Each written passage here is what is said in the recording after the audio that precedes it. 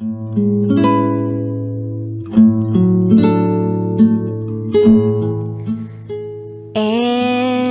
now,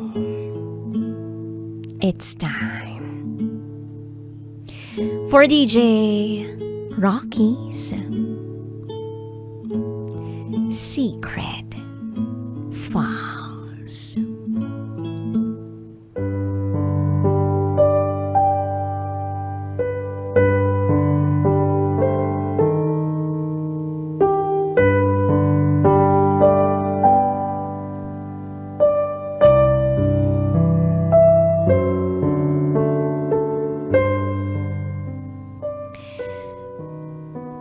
Gustong matry ng misis ko ang threesome. I'm really confused now.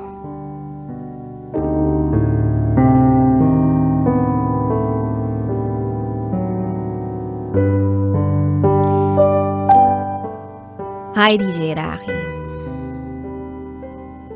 Pangungunahan ko na kayo. Hindi ito para sa Friday episode mo ng Secret File na SPG. Because I badly need a serious advice. Itago mo ako sa pangalang Mark. At ito, ang aking secret file.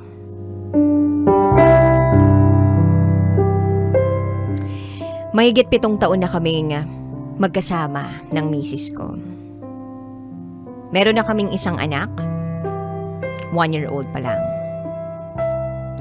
Masaya naman ang pagsasama namin.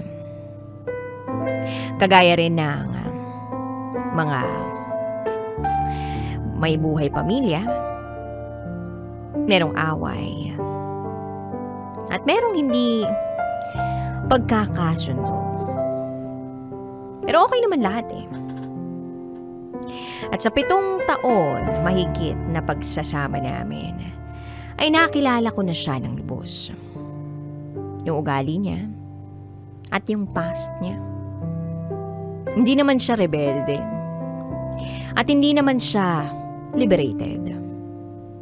Sa totoo nga niyan, mahiyain ang misis ko. At ako ang first niya. Seloso at overprotective ako noon sa kanya. Until everything changed. Dahil na rin sa pangangailangan. Nagtrabaho siya bilang isang waitress. Pangmayaman yung pinagtrabahuhan niya. Then dumating yung isang araw na nagsimula siyang maging aburido. Ayaw na niyang pumasok. I asked why. Sabi niya, ayaw na raw niya. Hindi ko naman siya pinilit na sagutin ang katanungang bakit. And just last year, habang inaalala niya yung mga experience niya sa trabahong yun, she asked me to promise her that I won't get mad sa aaminin niya. She admitted na hindi lang sila waitress, kundi nag-entertain din sila ng mga guests. She also mentioned na may mga parang private rooms doon para sa mga guests na gusto ng privacy. At ang pinaka nakaka-shock na part ay she admitted na 4 na beses may nangyari sa kanya doon. 2 customer on 4 different occasions. I was trembling with mixed emotions that time. Pain na hindi ko ipinapakita sa kanya. Nangako kasi ako na hindi magagalit. Pinakita ko naman yun. At tanggap ko na yun. Kung ano yung nangyari, nangyari na. Hindi na pwedeng ibalik. Sabi nga nila, love is unconditional, di ba? So, I showed her how much I love her. Takting pagmamahal yan. So, nagkwento siya. She said, yung unang nangyari was with guy number 1. Napilit lang daw siya noon. Napagod na raw siya sa katatanggi, tapos lasing na raw siya nang dahil sa ladies drink, kaya nagpaubaya siya. Then after a few days, may nangyari uli sa kanila at sumabog daw siya. Sa isip ko, what the F? Paano nangyari yun? Tas dung sa guy number 2 naman, pinuwersa daw siya, kaya may nangyari sa kanila. And on that same night, nung pauwi na siya, ipinagpaalam siya sa kanyang boss na ihahatid daw siya. Hindi naman siya nakatanggi. At dinala siya sa isang motel. May nangyari uli sa kanila. Takot na takot daw siya kasi matapang daw. Sadista daw yung lalaki. In fact, mas gusto pa raw niyang alalahanin yung nangyari sa kanila ni guy number 1. At pilit niyang ibinabaon sa limot yung nangyari sa kanila ni guy number 2. She said, kaya raw hindi niya agad ipinagtapat sa akin kasi natatakot daw siya. Baka magalit ako or magbago. I assured her na hindi. Na matatanggap ko rin lahat yun in due time. Kasi nga, mahal ko siya eh. Takting pagmamahal, no? Noong una kapag naiisip ko yun, hindi ko maiwasang masaktan. Ang hirap nga naman kapag tadhana ang nagbiro sa'yo, no? Madalas, tulala ako. Kaiisip, bakit nagkaganito? Until I learned to let it pass.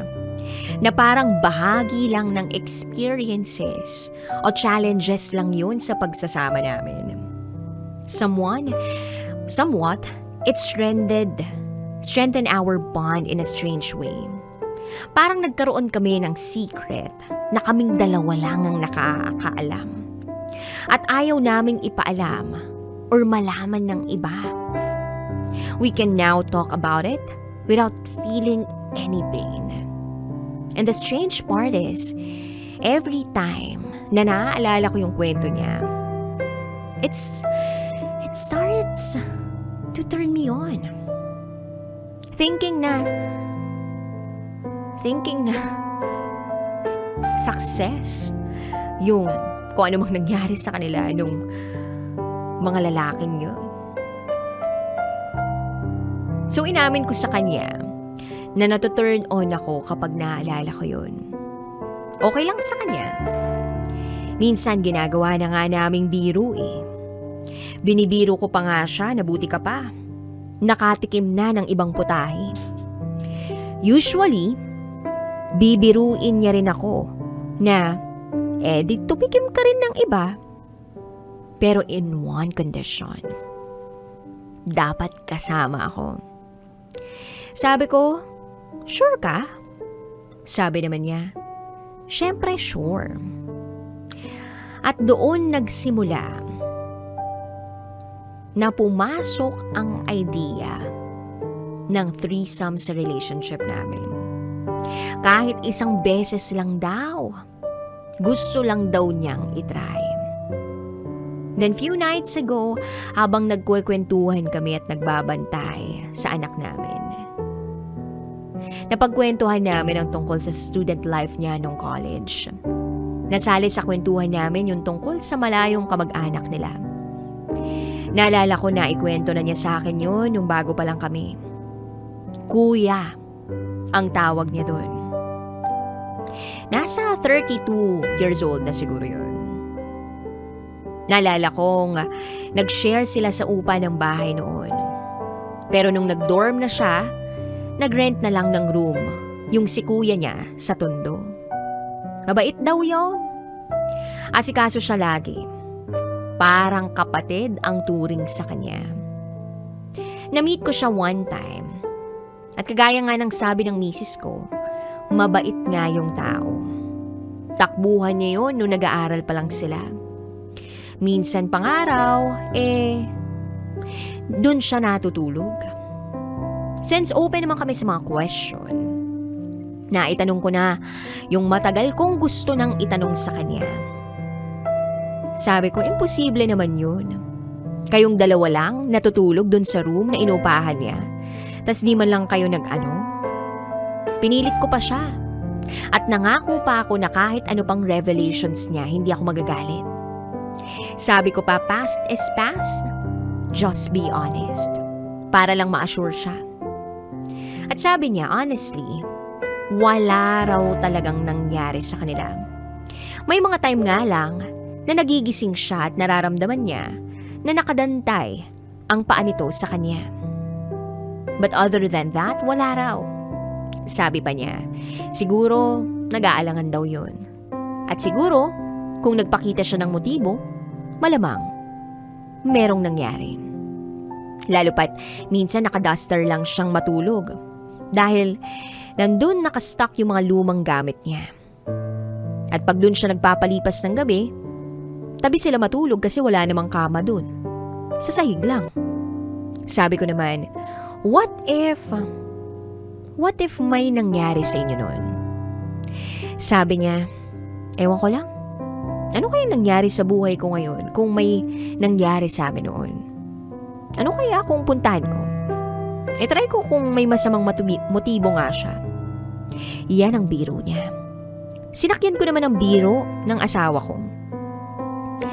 Sabi ko, matuturn on ka kaya? She laughed back and said, siguro kung kasama ka, matuturn on ako. Sabi ko, threesome? Sabi niya, oo. Pero hindi raw niya alam kung papayag ako. At kung papayag, yung malayong kamag-anak niya.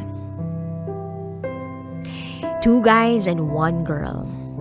Yun lang ang naisip niya na pwedeng isama. So nagsimula kaming magplano kunwari. Sinasakyan ko lang siya. Pero nakikita ko sa kanya na parang gusto niya talagang gawin. Well, okay lang naman sa akin. As long as hindi masisira ang relasyon namin. I'm beginning to like the idea anyway. However, I cannot help but think, ano kaya nangyari sa asawa ko? Hindi naman siya ganyan dati. Parang ngayon, naisip ko tuloy, may tinatagong kulo sa ilalim ang misis ko.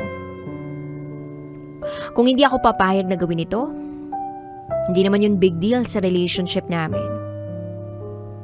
But I'd hate the idea na halimbawa magtaksil siya. Mas gusto ko pa na kasama ako sa kung anong escapade sa buhay namin kaysa sa hindi ko alam yung pinaggagawa niya. And another thing is that may anak na kasi kami. I'm beginning to have doubts kung tama ba tong napili kong babae. If nagkamali ako, hindi pa naman huli ang lahat kasi hindi pa naman kami kasal. Pero may anak na kasi kami.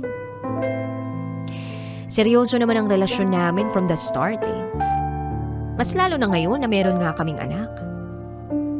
That's why I'm so confused. Magkakaroon kaya ng impact sa relasyon namin yung pakikipag-threesome? Mahilig din naman ako sa adventure. And to be honest, sa kaso na to parang nag-aalinlangan ako. Pero gusto ko ring gawin. Ang inaalala ko lang, kakilala kasi namin yung lalaki. Baka maging complicated lang sa bandang huli. For example, ipagkalat niya, ganun.